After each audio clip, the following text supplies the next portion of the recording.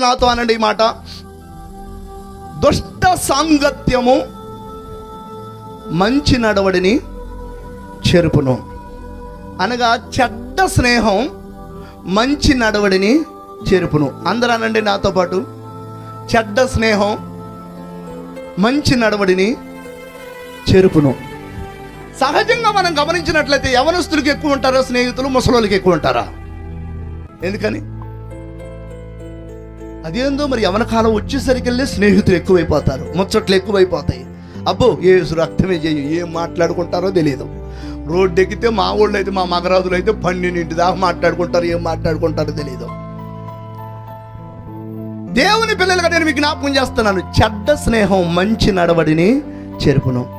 ఈ రాత్రి మోగులూరు గ్రామంలో ఉన్నటువంటి యవనస్తులు గమనించవలసిన విషయం ఏంటి అంటే, మీ స్నేహాలు మిమ్మల్ని చెరిపేవిగా ఉన్నాయా? మీ స్నేహాలు మిమ్మల్ని పరలోక రాజ్యానికి తీసుకెళ్లేవిగా ఉన్నాయా? ఒక్కసారి మిమ్మల్ని మీరు ఆలోచించుకోండి. పరిశుద్ధ దైవ గ్రంథంలో నేను ఒక మాట మీకు జ్ఞాపకం చేసి ఈ వాక్యాన్ని వివరించి ముగించడానికి ప్రయత్నం చేస్తాను. పరిశుద్ధ దైవ గ్రంథంలో ఒక భక్తుడు కడుపున, వినండి, ఒక భక్తుడు కడుపున ఒక మూర్ఖుడు, ఒక పాపాత్ముడు పుట్టాడు. నాతో పాటు చెప్పండి, భక్తుడు కడుపున ఎవరు పుట్టారు? పాపాత్ముడు పుట్టాడు. అతని పేరే అమ్నోను. అందరానండి, ఏం పేరు? అమ్నోను. అమ్నోనికి ఒక చెడ్డ స్నేహితుడు ఉన్నాడు. వినండి, అతని పేరే యెహోనాదాబు. అందరానండి, ఇప్పుడు అమ్నోను యెహోనాదాబు ఏమి స్నేహితులు? ఒక భయంకరమైన చెడ్డ స్నేహితులు. వీరిద్దరు స్నేహితులు. మళ్ళీ చెప్తున్నాను, ఆ స్నేహితుల పేరు ఏం పేరు? అమ్నోను, యెహోనాదాబు. అనండి, గుర్తుండిపోవాలి మీకు, రేపు పొలాల్లో కూడా గుర్తుండిపోవాలి. ఆ స్నేహితుల పేరు ఏం పేరు? అమ్నోను, యెహోనాదాబు. వినండి, ఒకరోజు ఈ అమ్నోను ఇంటి బయట కూర్చొని, మెట్ల మీద కూర్చొని, దిగులుగా, బలహీనంగా, చింతాక్రాంతుడై కూర్చొని, బక్క చిక్కిపోయి ఎండిపోయిన నరమలాగా ఉన్నాడు ఈ అమ్నోను మెట్ల మీద కూర్చొని. అనుకోకుండా స్నేహితుడు వచ్చాడు. ఆ స్నేహితుడి పేరే యెహోనాదాబు. యెహోనాదాబు వచ్చి, ఏంద్రా అమ్నోనా, ఎట్టున్నావేంట్రా, బక్క చిక్కిపోయావేంట్రా, అసలు ఎలా ఉన్నావేంట్రా అని అడిగాడు స్నేహితుడు. అప్పుడు అమ్నోను గారు చెప్తాడు యెహోనాదాబుతో, ఏమి లేదురా, నేను మా చెల్లెలైన తామారు సౌందర్యవతి, మా చెల్లెలైన తామారు చక్కనది, మా చెల్లెలైన తామారు రూపవతి, నేను ఆ అమ్మాయిని మోహించాను అని మాట్లాడగా, యెహోనాదు ఏమనాలి? స్నేహితుడు ఏమనాలి? ఆ మాట మాట్లాడడంలోనే గోప మీద ఒక్కటి బెయ్యం సర్వద్దా వద్దా? వినండి, అలా కొట్టాల్సింది పోయి, తిట్టాల్సింది పోయి, దౌర్భాగ్యుడా, అసలు ఎట్లాంటి ఆలోచన నీకు ఎట్టొచ్చిందిరా? ఇట్లాంటి మూర్ఖపోయినటువంటి ఆలోచన నువ్వు ఎలా చేయగలిగావురా? కలలో కూడా ఊహించగలేవు కదరా అని చెప్పేసి ఖండించవలసినటువంటి స్నేహితుడు ఇప్పుడు అంటున్నాడు, ఆ స్నేహితుడు అంటున్నాడు అమ్నోనుతో, ఓరే అమ్నోనా, దీనికోసమేనట్రా నువ్వు చింతపడేది, దీనికోసమేనట్రా నువ్వు బాధపడేది? ఇదిగో నువ్వు అర్జెంటుగా లేచి, దేవునికి మహిమ కలుగును గాక, నాకు ఎందుకో కానీ ఒక్కళ్ళు గిల్లుమన్నా దెబ్బకు ఆపు చేస్తా వాక్యం. మా ఊర్లో కూడా అంతే, యేసు రక్తమే చేయి. స్నేహితుడు ఖండించాల్సింది పోయి, ఆ స్నేహితుడు ఏం చేశాడంటే, ఆ చెడ్డ స్నేహితుడు, ఓరు ఇందుకేనంటారా నువ్వు బక్క చిక్కిపోయింది, నేను ఒక సలహా చెబుతాయేను అని ఒక చెడ్డ సలహా చెప్పాడు. ఏంటి ఆ సలహా అంటే, నువ్వు జ్వరం వచ్చిన వాడు అలా ఇంటికి పోయి పనుకో, నువ్వు ఉండే గదిలోకి పోయి పనుకో, మీ నాన్న వస్తాడు, నీ గదిలోకి వస్తాడు, నిన్ను చూస్తాడు, ఏంద్రా అమ్నోనా అంటాడు మీ నాన్న, జ్వరం వచ్చింది నాన్న అను.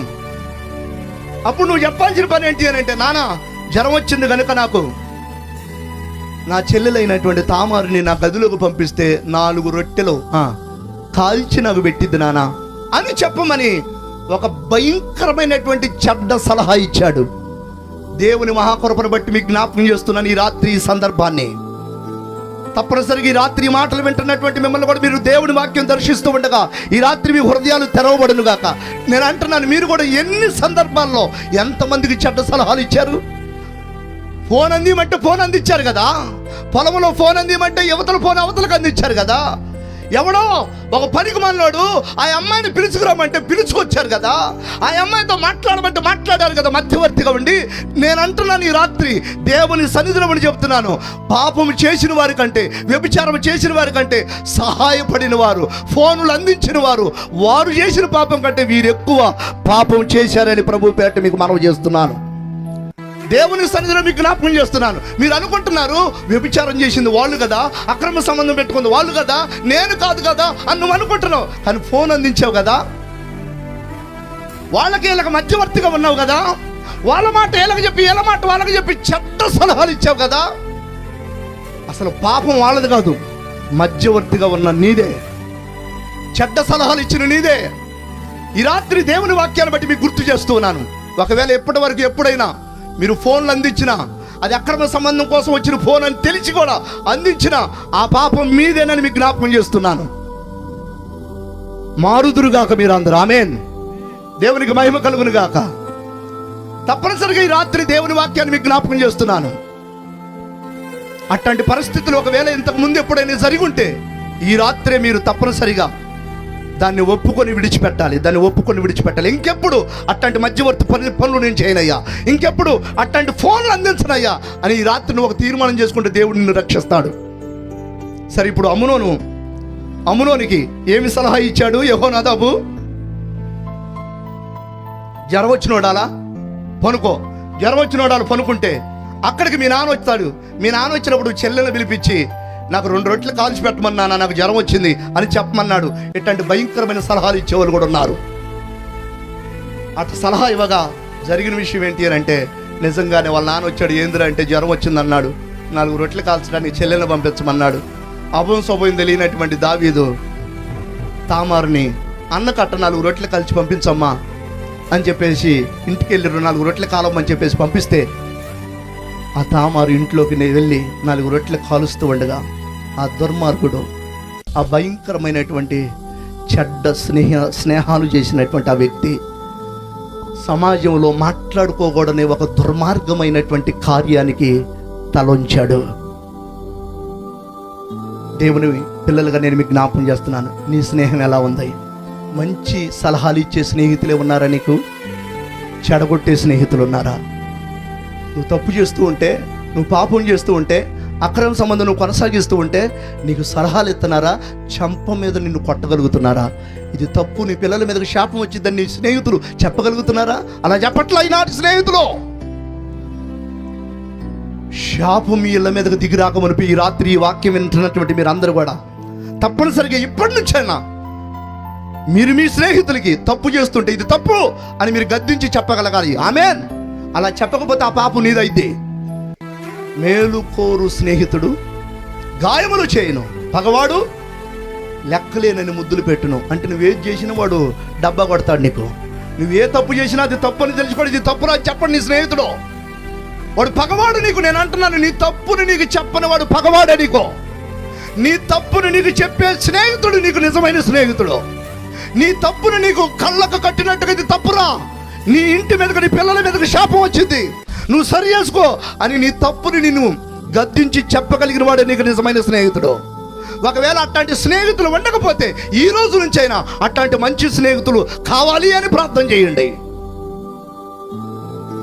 బైబిల్లో దానియేలు అనే భక్తుడు ఉన్నాడు. దానియేలు అనే భక్తుడికి ఒక 3 మంచి స్నేహితులు ఉన్నారు. దేవునికి మహిమ కలుగును. భక్తుడికి 3 స్నేహితులు ఉన్నారు. ఆ 3 స్నేహితుల పేరు చెప్పండి. షడ్రకు, మెషకు, అబేద్నెగో. ఒక రోజు ఏం జరిగింది అని అంటే, రాజుగారికి ఒక విచిత్రమైన కల వచ్చింది. ఆ కాలంలో ఉన్నటువంటి బబులోను దేశాన్ని పరిపాలిస్తున్నటువంటి నెబుకద్నెజర్ రాజుకి ఒక విచిత్రమైన కల వచ్చింది.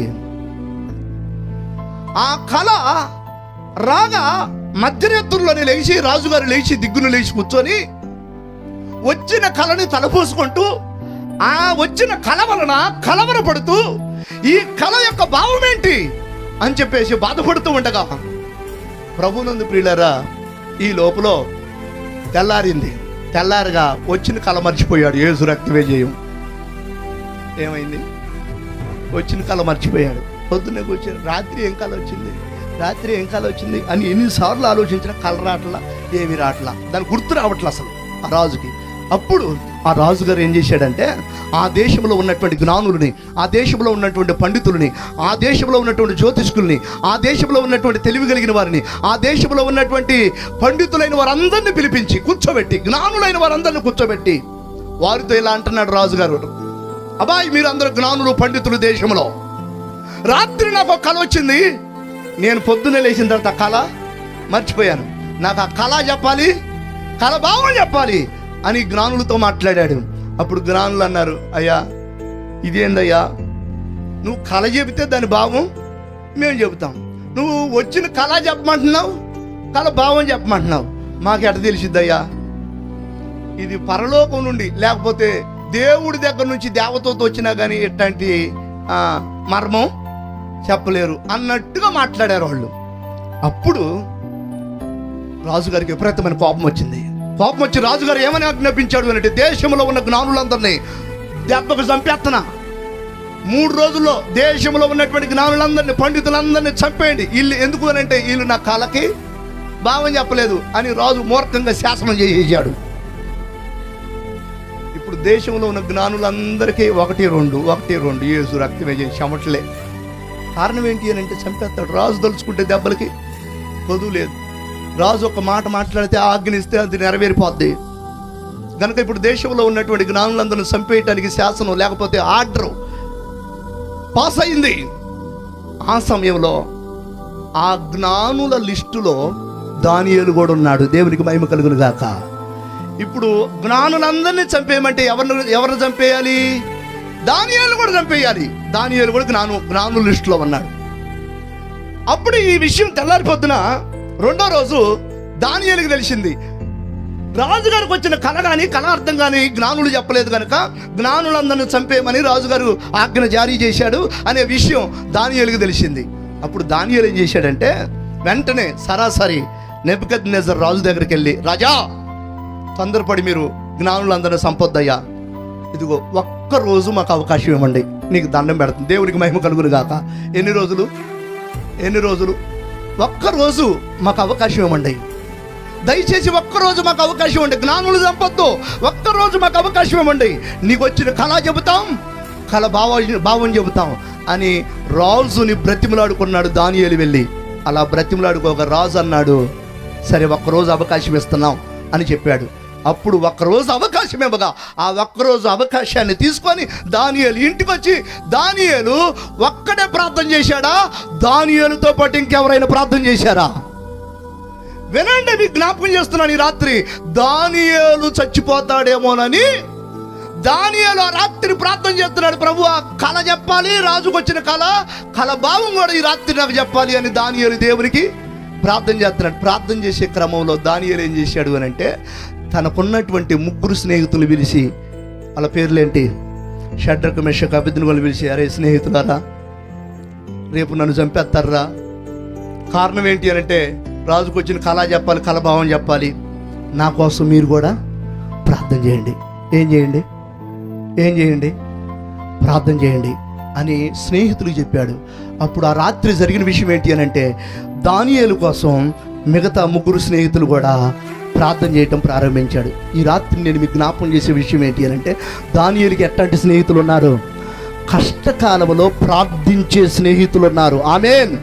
కష్టకాలంలో కడుపు కట్టుకొని తన స్నేహితుల కోసం ప్రార్థించే స్నేహితులు ఉన్నారు. ఈ రాత్రి నేను అదే మిమ్మల్ని అడుగుతున్నాను, మీకు అట్లాంటి స్నేహితులు ఉన్నారా?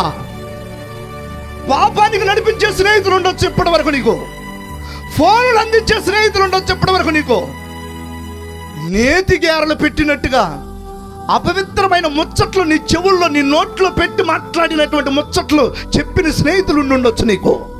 నేను అంటున్నాను దేవుని వాక్యాన్ని బట్టి, దానియేలుకి ఎట్లాంటి స్నేహితులు ఉన్నారు? ప్రార్థించే స్నేహితులు ఉన్నారు. ఈరోజు ఒకసారి మిమ్మల్ని మీరు ఆలోచించుకోండి. మీకు ఏదైనా మరణపాయం వస్తే, కష్టకాలం వస్తే, నీ గురించి నీ వెనకాల తిరిగినటువంటి ఒక్క స్నేహితుడైన ఉపవాసం ఉండి ప్రార్థన చేయగలడా? మరి ఇప్పుడు దాకా ఏ స్నేహితుడితో సహవాసం చేసి అర్థమైంది నీకు?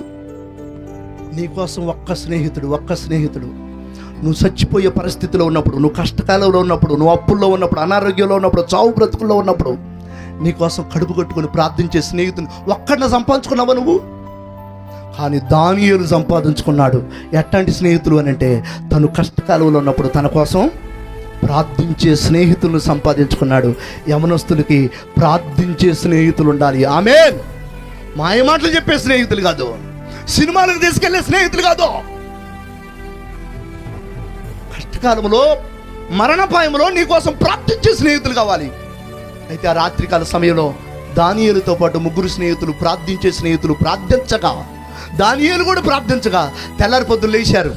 తెల్లారి పొద్దున్న లేవగా దానియేలు మిగతా 3 స్నేహితులతో, అబ్బాయి మీరందరూ ప్రార్థన చేశారు కదా నా కోసం, దేవుడు ఏమని చెప్పాడా అని 3 స్నేహితులను అడిగితే, వినండి, ఆ 3 స్నేహితులు అన్నారు, ప్రార్థన అయితే చేశామయ్యా నీ కోసం, ప్రార్థన అయితే చేశామయ్యా నీ క్షేమం కోసం, ప్రార్థన అయితే చేశామయ్యా వచ్చిన కళ తెలియపరచబడాలని, ప్రార్థన అయితే చేశామయ్యా కళ భావం తెలియాలని అని అంటే, అప్పుడు దానియేలు అంటున్నాడు, మీరు చేసిన ప్రార్థన బట్టి రాత్రి దేవుడు రాజుగారికి వచ్చిన కళ చెప్పాడు, కళ భావం చెప్పాడు నాకు అని 4 వాటేసుకొని కవిగిలించుకొని సంతోషించి దేవుని స్తుతించారు. దేవుని మహిమ కలుగును గాక. ఆమేన్. వినండి, ఆ సమయంలో మీరు గమనించండి. ఆ తర్వాత దానియేలు రాజుగారి దగ్గరికి వెళ్ళాడు, కళ చెప్పాడు, కళ భావం చెప్పాడు. అలా చెప్పగా దేశంలో ఉన్నటువంటి జ్ఞానులందరూ మరణం నుంచి తప్పించబడ్డారు. దేవునికి మహిమ కలుగును గాక. ప్రార్థించే స్నేహితులుంటే మరణాలే తొలగిపోతాయి. ఆమేన్. నీకోసం ప్రార్థించే స్నేహితులు కావాలి. నేను ఒక మాట చెప్తాను, వినండి. నేను ప్రభువుని నమ్ముకున్న క్రొత్తలో, యవన కాలంలో ఉన్నప్పుడు, రక్షించబడిన సమయంలో నేను కూడా యవన కాలంలోనే రక్షించబడ్డాను.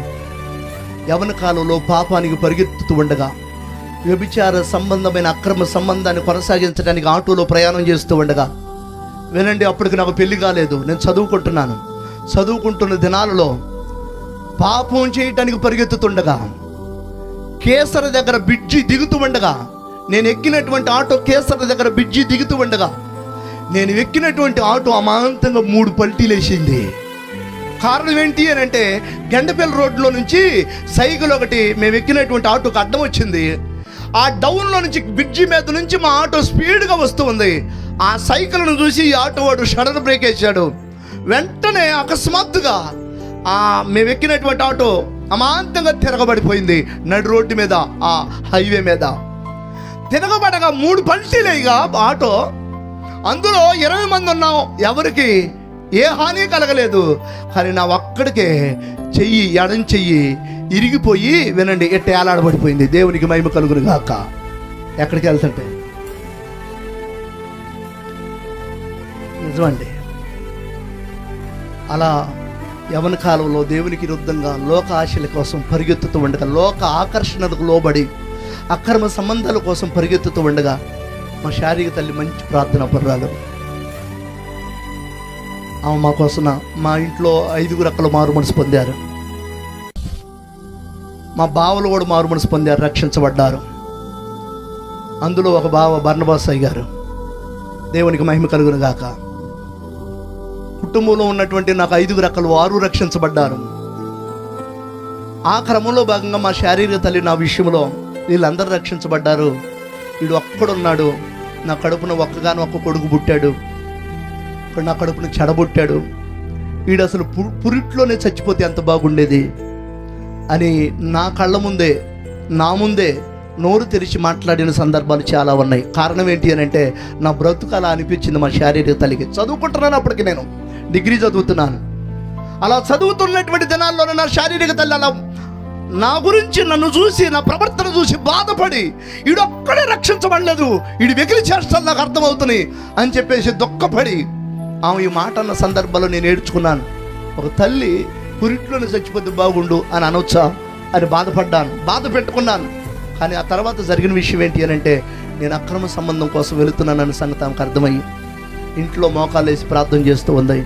చాలా సందర్భాల్లో ఇంట్లో మోకాలేసి ఆమె ప్రార్థన చేస్తూ ఉండగా ఆమె కళ్ళమణి నీళ్ళు బండ మీద బొట్లు కారుతూ ఉండేవి. నేను అనేవాడిని, ఎందుకు సచ్చినోడికి ఏడిచినట్టు ఏడుతున్నావు, నట్టింట్లో సచ్చినోడికి ఏడిచినట్టు ఏడుతున్నావు, ఏం పుట్టింది నీకు అని అనేవాడిని. కానీ ఆమె మాత్రం నన్ను తిట్టేది, కానీ నా గురించి ఏడ్చేది, ప్రార్థన చేసేది. ఏమని ప్రార్థన చేసేది అంటే, నువ్వు దెబ్బ కొట్టైనా ఈడు మారు మనసులోకి నడిపించయ్యా, నువ్వు వీడు కాలు ఎరగొట్టైన ఈయన రక్షించయ్యా. 5 ఆడపిల్లలు రక్షించబడ్డారు, వీడు ఒక్కడే మిగిలిపోయాడు అని ఆమె ప్రార్థన చేసి ఏడవగా ఆ కన్నీళ్ళు వినండి. కేసరి దగ్గర ఆ ఆటో బిజ్జి దిగుతున్నటువంటి నేను ఎక్కినటువంటి ఆటోకి నా తల్లి కన్నీళ్ళు అడ్డం వచ్చినాయి. దేవునికి మహిమ కలుగును గాక. ఆ కన్నీళ్ళు అడ్డం వచ్చినాయి. వెంటనే తల్లి కార్చిన కన్నీళ్ళు దేవుడు ఆలకించి పనిచేశాడు. దేవుడే అడ్డం నిలబడ్డాడు. ఆటో పడిపోయింది, నా చెయ్యి ఇరిగిపోయింది, పాపం చేయటానికి వెళుతున్న నా ప్రయాణం ఆగిపోయింది. దేవునికి మహిమ కలుగును గాక. ఆమేన్. పాపం చేయటానికి, అక్రమ సంబంధం కొనసాగించడానికి వెళుతున్న నా ప్రయాణం ఆగిపోయింది. ఈ రాత్రి నేను అదే అంటున్నాను, మీ భర్తను మీ మాట అంటలేదా? తప్పనిసరిగా మీరు కన్నీరు కార్చి ప్రార్థన చేయండి. మీ కన్నీళ్ళు, మీ భర్త నిన్ను మోసం చేస్తూ ఇంకొకరితో అక్రమ సంబంధం పెట్టుకుంటే అక్కడికి వెళ్ళిన తర్వాత అయినా మీ కన్నీళ్ళు మీ భర్త కాళ్ళు ఎరగొట్టగలవు. దేవునికి మహిమ కలుగును గాక. మీ భార్యలు మీ మాట వింటలేదా? మీ మాట వినకుండా అక్రమ సంబంధాన్ని కొనసాగించే పరిస్థితులు ఏమైనా కనపడుతున్నాయి? అనుమానంతో బతుకుతున్నావా? పదే పదే అనుక్షణం అర్థం కాని పరిస్థితుల్లో నా భార్య తప్పు చేస్తున్నావు, నా భార్య తప్పు చేస్తున్నావు, నా భార్య తప్పు చేస్తున్నావు అని ఏడుతున్నావా? ఈ రాత్రి నేను మీకు జ్ఞాపకం చేస్తున్నాను, నువ్వు కన్నీళ్ళు గార్చి దేవుని పాదాలు పట్టుకో. తప్పకుండా నీ కన్నీళ్ళు, ఒకవేళ నిజంగా నీ భార్య తప్పే చేస్తూ ఉంటే నీ భార్య కాళ్ళు ఎరగొట్టగలడు నీ కన్నీటి ప్రార్థన. దేవునికి మహిమ కలుగును గాక. నా చెయ్యి ఎరగొట్టింది నా శారీరక తల్లి యొక్క కన్నీటి ప్రార్థన. అలా నేను ఆ రోజు రక్షించబడ్డాను. దేవునికి మహిమ కలుగును గాక. ఆ రోజు దేవుని చేత పట్టబడ్డాను. నేను యవ్వన కాలంలో రక్షించబడ్డాను. ఈరోజు నేను అదే మీకు జ్ఞాపకం చేస్తున్నాను. యవ్వన కాలంలో ఎవరైతే రక్షించబడతారో, యవ్వన కాలంలో ఎవరైతే మారుమనసు పొందుతారో, యవ్వన కాలంలో ఎవరైతే దేవునికి సమర్పించుకుంటారో వారిని దేవుడు బహుగా హెచ్చిస్తాడు, బహుగా హెచ్చిస్తాడు. యోసేపు యవ్వన కాలంలో రక్షించబడ్డాడు. యోసేపు యవ్వన కాలంలో పాపానికి దూరంగా పరిగెత్తాడు. యోసేపు లోక సంబంధమైన ఆకర్షణలకి దూరంగా పరిగెత్తాడు. యోసేపుని దేవుడు మిక్కిలి ప్రధానమంత్రి స్థానంలో కూర్చోబెట్టగలిగాడు. యవ్వన కాలంలో ఎవరైతే పరిశుద్ధంగా బ్రతుకుతారో దేవుడు వారిని హెచ్చిస్తాడు. మరియు ప్రత్యేకంగా ఈ రాత్రి నేను మీకు జ్ఞాపకం చేసేది ఏంటి అని అంటే 3 విషయాలు జ్ఞాపకం చేశాను. యవ్వనస్తులు ఏ విషయాల్లో దారి తప్పిపోతున్నారని దేవుడు ఏడుస్తున్నాడు. మొదటిది, లోక ఆకర్షణలకు లోబడి మరణాలు కొని తెచ్చుకుంటున్నారని దేవుడు బాధపడుతున్నాడు. మొదటిది. రెండవది,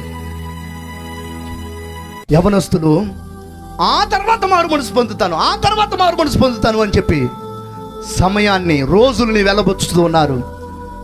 ఎంతోమంది ఆ తర్వాతని ముందుకు వెళ్ళిన వారు చనిపోయారు. మెర్లిన్ మొన్రాయ్ చనిపోయింది. మా స్నేహితులు ఎంతోమంది చనిపోయారు.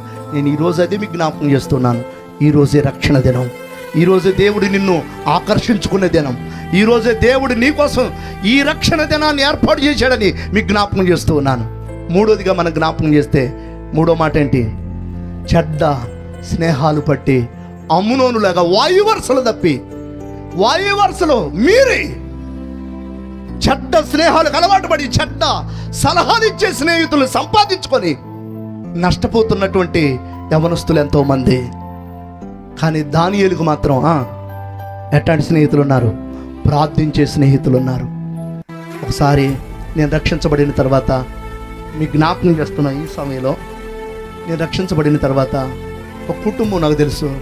ఆ కుటుంబం దగ్గరికి వెళ్ళి వారు భార్యాభర్తలో మనస్మర్దనలతో, తగులుతో, పోట్లాడలతో విడిపోయే పరిస్థితులకి, విడాకులు దాకా వచ్చిన పరిస్థితిలో వారు ఉన్నప్పుడు వారి దగ్గరికి వెళ్ళి పలుమార్లు సువార్త ప్రకటించాను, దేవుని వాక్యం ప్రకటించాను. నేను అప్పటికి సేవకుడిని అవ్వాల. నేను ప్రకటించడమే కాకుండా ఒకరోజు నాకు అనిపించింది, ఆ వ్యక్తికి కూడా తెలియదు, ఈ రోజు కూడా తెలియదు, నేను ఆ కుటుంబం కోసం, ఆ వ్యక్తి మారుమనసు కోసం ఉపవాసం ఉండాలని చెప్పేసి ఆ వ్యక్తికి తెలియకుండానే ఆ వ్యక్తి కోసం ఉపవాసం ఉండి ప్రార్థన చేశాను. ప్రార్థన చేయగా జరిగిన విషయం ఏంటి అని అంటే, ఈరోజు ఆ వ్యక్తి దైవజనుడయ్యాడు. దేవునికి మహిమ కలుగును గాక.